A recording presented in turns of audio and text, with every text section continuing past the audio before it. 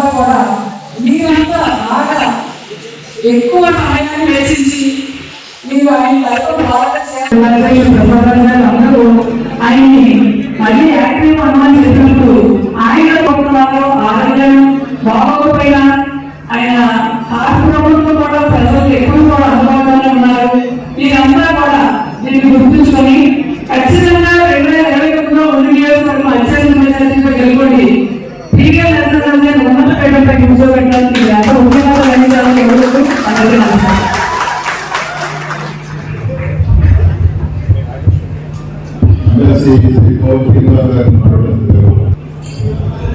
ఏదైతే మోసపోకుండా మళ్ళీ రాబోయే ఎన్నికల్లో మళ్ళీ రాష్ట్ర ప్రజలతో సుభిక్షంగా జీవించాలంటే బాబు చూపి మోసం గ్యారంటీ అన్నదాన్ని ప్రజల్లోకి తీసుకెళ్లి ఎన్నికలకు ముందు ఒక బాండ్ ని చంద్రబాబు నాయుడు గారు పవన్ కళ్యాణ్ గారు సంతకం పెట్టి ప్రజలకు ఇవ్వడం జరిగింది. మరి పిఎన్ నరసింహరాజు గారు సూచించిన మేరకు కార్యక్రమాన్ని ఎక్కడెక్కడ ఎలా నిర్వహించాలో ఆయన తెలియజేస్తారు. ప్రతి ఒక్క వార్డు మెంబర్స్ గ్రామ కమిటీ మెంబర్స్ అంతా కూడా ప్రజల దగ్గరికి వెళ్ళి వివరంగా వారికి వివరించి ఈ కార్యక్రమాన్ని విజయవంతం కార్యక్రమం పెట్టడానికి ప్రధాన కారణం గతంలో వైఎస్ఆర్ కాంగ్రెస్ పార్టీ అధికారంలో గౌరవ ముఖ్యమంత్రి జగన్మోహన్ రెడ్డి గారు పేదవాడు బాగోవాలి, పేదవాడికి సంక్షేమ పాలన అందించాలి, పేదవాడు చదువుకోవాలి, ఇంజనీర్లుగా డాక్టర్లుగా ప్రొఫెసర్లుగా ఐఏఎస్లుగా ఐపీఎస్ కావాలన్న ఉద్దేశంతో ఆంధ్రప్రదేశ్ రాష్ట్రంలో అమ్మఒడి కానివ్వండి, నాడు నేడు కానివ్వండి, విద్యార్థులు కానివ్వండి, వసతి కానివ్వండి అనేక సంక్షేమ పథకాలు తీసుకొస్తా ఉంటే ఆంధ్రప్రదేశ్ రాష్ట్రంలో మనం మోసం చేస్తే తప్ప అధికారంలోకి రాలేమనే దుర్మార్గమైన కుట్ర చేసినటువంటి చంద్రబాబు నాయుడు చెప్పినటువంటి మోసపూర్తి హామీల వల్లే ఇవాళ మన ఊడిపోయిన విషయాల సందర్భంగా తెలియపడతా ఉన్నాం. అప్పుడు చెప్పాడు ఆయన మన దగ్గర రావడం కోసం బాబు చూస్తే భవిష్యత్తు గ్యారెంటీ చెప్పారు. కానీ అధికారంలోకి వచ్చిన తర్వాత ఒక్క సంక్షేమ పథకం కూడా ఈ రోజు వరకు కూడా అమలు చేయలేనటువంటి వ్యక్తి ఎవరున్నారంటే కూటమి పాలన విషయాల సందర్భంగా తెలియపడతా ఉన్నాను. ఇవాళ మనం చూస్తా ఉన్నాం, సంవత్సరం పూర్తయింది, ఎవరికైనా సంక్షేమ పథకాలు ఇచ్చారా? మనం 32 లక్షల మందికి పేదవాడికి గెలుస్తారన్న ఉద్దేశంతో నిలబడాలి ఇచ్చి ఇల్లు కట్టేదాన్ని ఆలోచన వచ్చేస్తే అవన్నీ కూడా పక్కన పెట్టినటువంటి దుర్మార్గమైనటువంటి ఆలోచన చేసినటువంటి వ్యక్తి చంద్రబాబు నాయుడు గారి విషయాల సందర్భంగా తెలియపడతా ఉన్నా.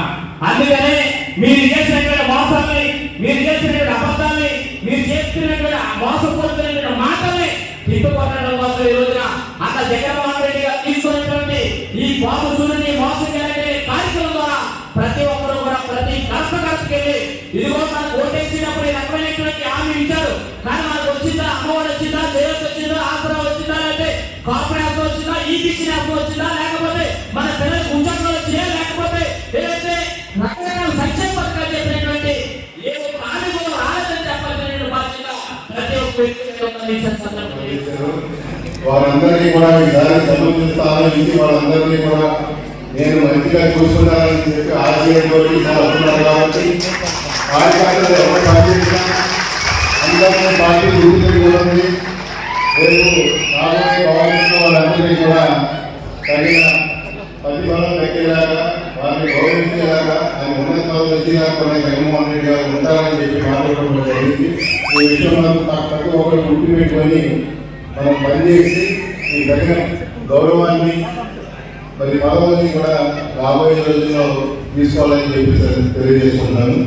ఇప్పుడు మన మాజీ మంత్రివర్యులు, మన ఉండే నియోజకవర్గం మాజీ మంత్రివర్యులు శ్రీ బొత్స సత్యనారాయణ గారికి, జిల్లా పార్టీ అధ్యక్షులు గౌరవనీయులు ముదురూరి ప్రసాదరాజు గారికి, మాజీ మంత్రివర్యులు పెద్దలు కాలుగూరు నాగేశ్వరరావు గారికి, శాసన మండలి సభ్యులు కౌరు శ్రీనివాస గారికి, పార్లమెంట్ ఇన్ఛార్జ్ ఉమాబాల గారికి, రాయుడు గారికి, వాసు గారికి, వేద పార్టీ కుటుంబ సభ్యులందరికీ కూడా పేరు పేరున ధన్యవాదాలు తెలియజేస్తా ఉన్నాను.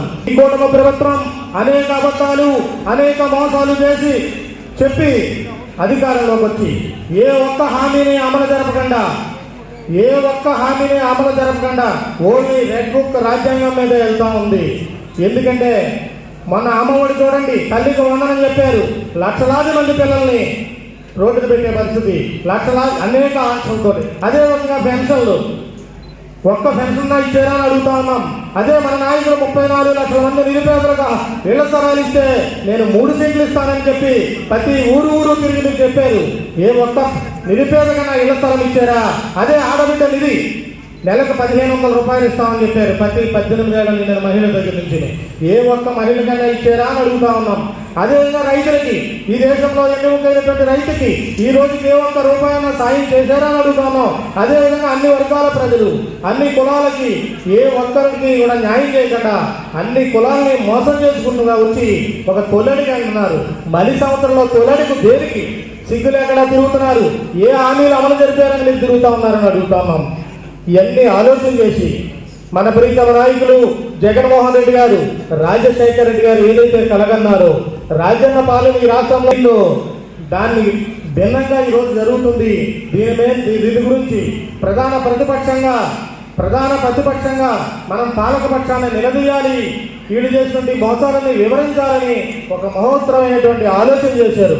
గత నెల 25వ తారీఖున రాష్ట్ర మనం ఎలా పోరాటం చేయాలన్నది మనము జగన్మోహన్ రెడ్డి గారి ఆదేశంతో ఈ రోజున ఈ కార్యక్రమాన్ని ఏర్పాటు చేసుకున్నాం.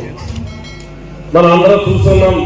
ఈ సంవత్సర కాలం తర్వాత వైఎస్ఆర్ కాంగ్రెస్ పార్టీ ప్రభుత్వం ఓటమి పాలైన తర్వాత అహర్నిశలు జగన్మోహన్ రెడ్డి గారు పార్టీ పునర్నిర్మాణం కోసం, కార్యకర్తల కోసం, పార్టీ పరిరక్షణ కోసం ఎక్కువ కృషి చేస్తూ ఉన్నారు.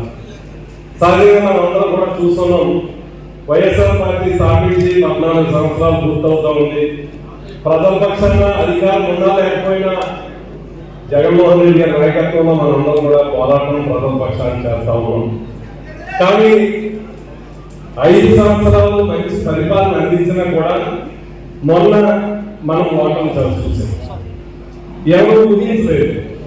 ఒక రాజకీయ పార్టీ కానీ, ఒక రాజకీయ నాయకుడు కానీ ఓటమి చెందడం సాధ్యం.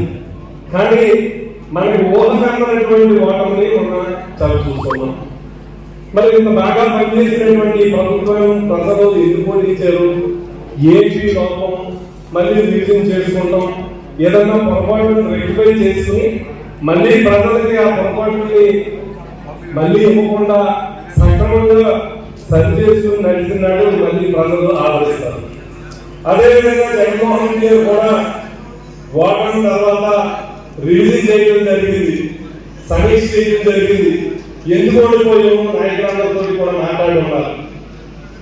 ప్రధాన అంశాలు చాలా మంది చెప్పినా ఒక అంశము ప్రధానంగా కనిపించింది. ఏమంటే ఈ 5 సంవత్సరాలు ప్రజల కోసం, పేదల కోసం, ప్రభుత్వ పథకాలు అమలు చేయడం కోసం తాపత్రయపడ్డాను. కానీ నా కుటుంబ సభ్యులైనటువంటి కార్యకర్తలు ఎక్కడో చిన్నచూపు చూస్తున్నాము. ఆ రోజు ప్రకారం నవరత్నాలనే సంక్షేమ పథకాలతో పాటు మరి అనేకమైనటువంటి సంక్షేమ అభివృద్ధి కార్యక్రమాలు చేసి మరి 5 సంవత్సరాల్లో మన రాష్ట్రాన్ని ఏ విధంగా మరి అభివృద్ధి పథకంలో నడిపించాలన్నది కూడా మనందరికీ తెలుసు. కానీ ఈ రోజు ఏదైతే ఎన్నికల ముందు అటు చంద్రబాబు నాయుడు కానీ లేదా పవన్ కళ్యాణ్ కానీ ఇద్దరు కూడా మేము సూపర్ 6 అనే హామీలు ఇస్తున్నాం. మరి దాని మీద ఒక మీ అందరూ కూడా సూపర్ 6 హామీలు ఎలా అమలు చేస్తామని చెప్పేసి ఒక బాండ్ కూడా ఇవ్వడం జరిగింది. ఇద్దరు శిలపక్క సంతకం పెట్టి ఆ బాండ్ కూడా ఇవ్వడం జరిగింది. కానీ ఈ రోజు ఆ బాండ్ కోసం కూడా ఏమీ మాట్లాడకుండా ఆ సూపర్ 6 కూడా ఒక పెన్షన్ తప్ప ఏమీ పెంచకుండా ఈ రోజు ఏ విధంగా ప్రవర్తిస్తారన్నది ఉదాహరణకి చిన్నప్పుడు చిన్న కథ వింటూ ఉండేవాళ్ళు. నిజంగా చరిత్రలో ఒక కథ నీకు ఈ రోజు చెప్తా. ఒక రాజుగారు ఒక రాజ్యంలో ఏదైతే అక్కడ రాజ్యంలో ఉన్నటువంటి ప్రజలందరి కోసం కూడా ఒక పోటీని ఏర్పాటు చేస్తారు. ఏంటంటే ఆ పోటీ అక్కడ ఉన్న ప్రజలందరూ కూడా ఆ పోటీలో పాల్గొని ఎవరైతే బరువు ఎత్తుతారో వారికి మంచి బహుమతి ఇస్తారని చెప్పేసి ఆ రాజుగారి చెప్పడం జరుగుతుంది. ఆ ప్రజలందరూ కూడా దండలు వేయించి ఆ ప్రజలందరూ కూడా తెలియజేస్తారు. ఆయన ఏదైతే ఆయన పెట్టిన రోజున ఆ ప్రజలందరూ కూడా అక్కడ రావడం, ఆ పోటీలో పాల్గొనడం జరిగింది. పోటీ అయిపోయిన తర్వాత ఆయన గెలుస్తాడు. ఆయనకి ఒక బహుమతి ఇవ్వడం కూడా జరుగుతుంది. బహుమతి ఇచ్చిన తర్వాత రాజ్యంలో ఉన్నటువంటి ప్రజలందరూ కూడా ఎక్కడో గుడి దగ్గర కానీ లేదా చెట్టు దగ్గర కానీ మరి వాళ్ళందరూ కూర్చుని ఒరే ఆ గుడి చాలా గొప్పవాడని చెప్పేసి ఈ ప్రజలందరూ కూడా అతని కోసం మాట్లాడుకుంటే ఆ రాజ్యంలో ఉండే ఒక ఎంతనన్నా రోడ్డు మీద వెళ్తూ ఇలా మాట్లాడుకుంటున్నదంటే వీళ్ళ దగ్గర రావడం జరుగుతుంది. ఆయన వచ్చి అంటాడు, ఆపోలు మీరు ఎలా అంటున్నారు, నేనైతే కనుక మరి మీ ఒడి నియోజకవర్గం కావలూరులో ఉన్నటువంటి వెంకటేశ్వర గోపురాన్ని నేను పైకెత్తానని చెప్పేసి ఆ చంద్రబాబు చెప్పడం జరుగుతుంది. అంటే నిజంగా ఎత్తుతాడు అని చెప్పేసి వీళ్ళందరూ కూడా చర్చించుకుంటూ సరే అయితే అని చెప్పేసి అప్పుడు దాని రెండు నెలలు మరి మంచి పౌష్టికాహారంతో నన్ను మరి ఆహారం పెట్టి 2 months అని వెళ్ళినట్లయితే ఖచ్చితంగా ఆయన వెంకటేశ్వర గోపురం ఎత్తుతానని చెప్పేసి అంటే ప్రజలందరూ కూడా పాపం ఒక్కొక్క అంటే ఆ పక్కన ఉన్నాయి ఆయనతో ఈయన వీళ్ళిద్దరు వాళ్ళిద్దరు ఇవాళ ఈ రకంగా మోసం చేస్తూ మళ్ళీ పైపు ఇద్దరు వచ్చి తాడు తీస్తాం, తోపు తీస్తాం, మొక్కలు కొడతాం. ఎవడ మొక్కలే కొడతాయి బాబు, అంత ఖాళీగా కూర్చున్నాం మొక్కలు కొడుతూ ఉద్యోగం అందరూ అంత చేతకాలం వాళ్ళమా? లేకపోతే మాకు రాదా, మాకు తెలియదా, మాకు రాజ్యాలు తెలియదా, రాజ్యానికి ఉద్యోగం ప్రజాస్వామ్యం నమ్మిన వాళ్ళం, చట్టం మీద గౌరవం ఉన్న వాళ్ళం. నీలాగా వచ్చి చట్టాలను పట్టుకొని చట్టంతో చీఫ్ చేద్దాం అనుకుని పెట్టే మనుషులు కాదు మేము. మాట చెప్తే మాట మీద నిలబడిన తత్వం ఉన్న రాజశేఖర రెడ్డి గారి వారసత్వంతో పుట్టిన పార్టీ మాట మాట చేస్తారు. రైతన్నా మహిళన్నా ఓ నమ్మకంతో గౌరవంతో మనం ముందుకెళ్ళిన పార్టీ ఆయన మహానుభావుడు స్ఫూర్తి. అలాంటి దాని నుంచి ఏమీ కాకుండా మాట్లాడతారు. అందుకే ఇదేదో ఊరిలో తేల్చుకుందామే, ఈ విషయాలు అన్నీ కూడా ఊరిలో చెప్తామని. ఎందుకంటే ఎన్నికల ప్రణాళికంటే ఒక భగవద్గీత, ఆ భగవద్గీత ఏ విధంగా మీరు మోసం చేస్తారో, ఆ భగవద్గీత ఏ విధంగా మీరు పంపెట్టారో, దాన్ని ఏ విధంగా మీరు వంచిస్తున్నారో, మీ వంచన, మీ మోసం, మీ దగాని జనాలు చెప్తామని ఇవాళ సభ పెట్టుకుందాం. కాబట్టి మీ పెద్దలు మీ అందరూ కూడా మీ గ్రామాలకు వెళ్ళినప్పుడు అందరూ కూడా ఇంటింటికి వెళ్ళి విషయాలు చెప్పండి చాలు, అంతే. ఇప్పుడేం ఎన్నికలు లేవు. ఇందాక చూసాను మా వాళ్ళు తీసుకున్నప్పుడు మళ్ళీ మా నరసింహరాజు ఎమ్మెల్యే చేశారని, మళ్ళీ జగన్మోహన్ రెడ్డి ముఖ్యమంత్రి చేశారని. నరసింహరాజు ఎమ్మెల్యే, జగన్మోహన్ ముఖ్యమంత్రి అయిపోతారు. అది ఎవరు భగవంతుడు వచ్చి అది అయిపోతారు. ఎందుకు? మన పక్కన న్యాయం ఉంది, మన పక్కన ధర్మం ఉంది. మనం మోసం చేసే తత్వం ఉన్న మనుషులు కాదు. మనం వచ్చి మాయ చేసి ఓట్లు అనుకునే తత్వం కాదు. ఇవాళ సరే జరిగింది సరి కావాల్సిందనో లేకపోతే మనిషికున్న ఆ బలహీనతని అదో పక్కన ఆ మోసగాడు వచ్చి చేసిన మాయకు వచ్చి మనం పడిపోవచ్చు. ఒకసారి మోసపోతాం, 2 సార్లు మోసపోతాం, కలకాలం మోసపోతాం ఎవరు కూడా ఇవాళ కలకాలం. కాబట్టి జరుగుతాయి. కాబట్టి ఇది ఎన్నికల సభ కాదు, ఇది ఒక బాధ్యత గల ఒక ప్రతిపక్షంగా చేస్తున్న సభ.